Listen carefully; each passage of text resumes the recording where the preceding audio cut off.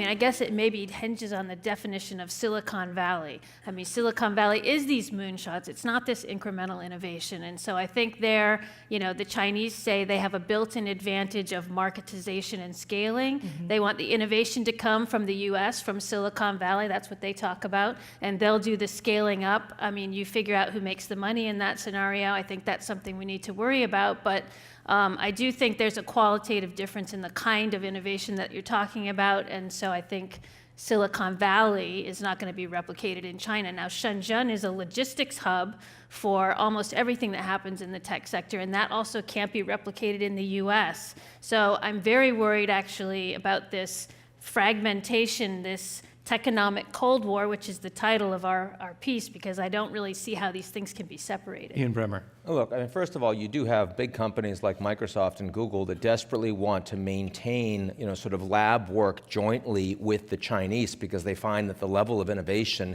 and cutting edge support that they're getting there is very important. They don't want the Americans to be in a position where they suddenly cut that off.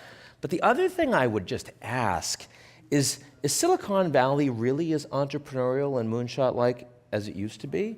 I mean, we're talking about some behemoth companies that are acting like functional monopolies. They're capturing the regulatory environment. Once they get real scale, then suddenly they start acting a lot more like hybrid state capitalist creatures. It's one of the reasons there's so much techlash going on in the United States. So, I think it's no question that there's extraordinary entrepreneurship, and there are companies that are still being started in garages that have ideas that the Chinese aren't themselves developing. But if we really ask ourselves what Silicon Valley is today, I think it's not quite what we continue to do our screenplays about.